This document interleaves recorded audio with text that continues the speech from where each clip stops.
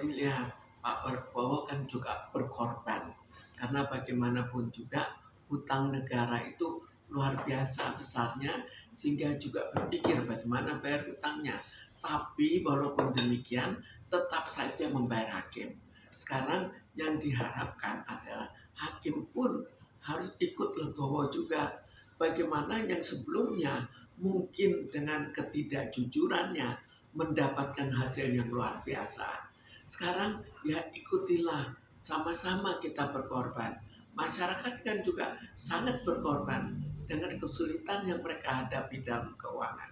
Jadi hakim pun diminta untuk juga berkorban. Tapi walaupun hakim mengatakan setuju, kita tidak bisa mengatakan bahwa semua hakim akan setuju. Jadi di situ sebagaimana manusia pada umumnya, hakim juga manusia, tetap ada yang sifatnya kurang baik.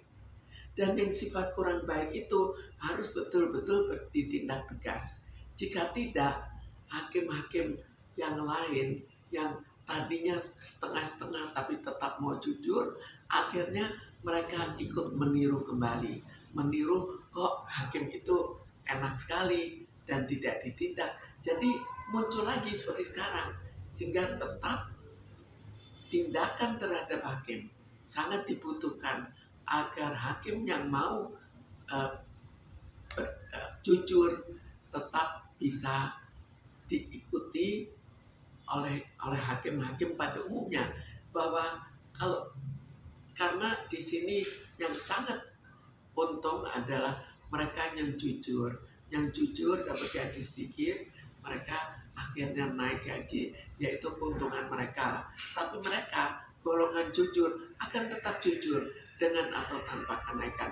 Tapi wajar kita jika kita berikan kenaikan.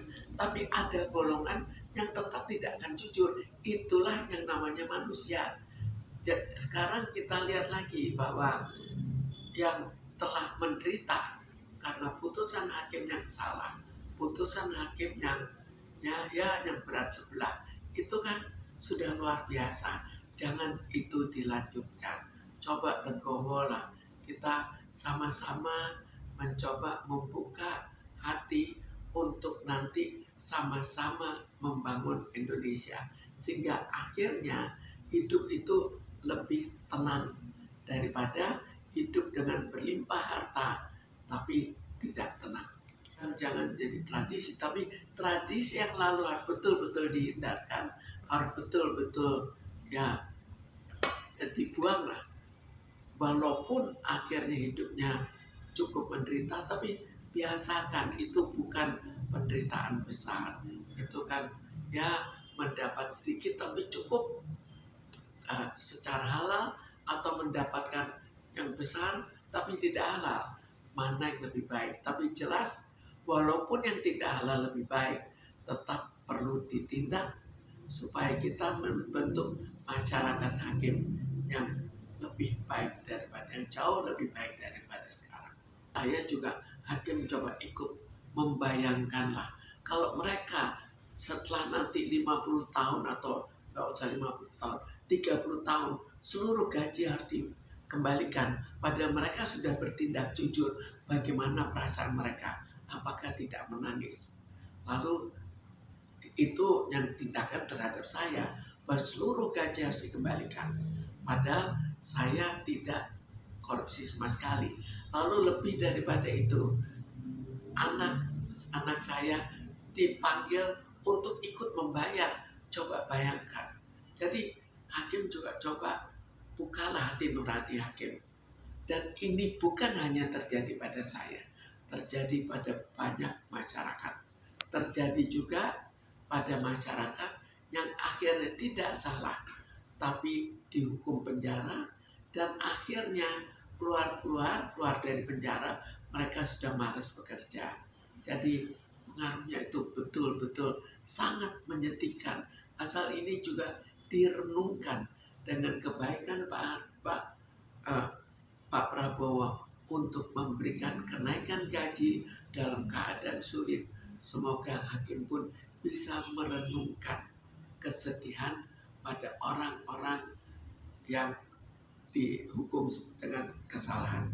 Jelas kita harus menuju ke situ, kita harus menuju ke kehidupan yang lebih baik, tapi kita harus tahu bahwa kita tidak mungkin hanya dengan kenaikan gaji semua hakim akan baik. Jadi ada jelas kelompok hakim yang tetap tidak mau mengikuti, hanya berpura-pura mengikuti, dan itu harus ditindak. Misalnya total yang diterima sekarang lebih kecil daripada dulu, tapi tetap harus legowo. Bagaimanapun juga kita sama-sama mengembangkan negara Indonesia, di mana keadaan ekonomi sudah sangat terpuruk dan hakim merupakan salah satu yang sanggup untuk berpartisipasi untuk meningkatkan keuangan negara, terutama keuangan masyarakat. Nah, tinggal satu, bertindak adil, bertindak jujur.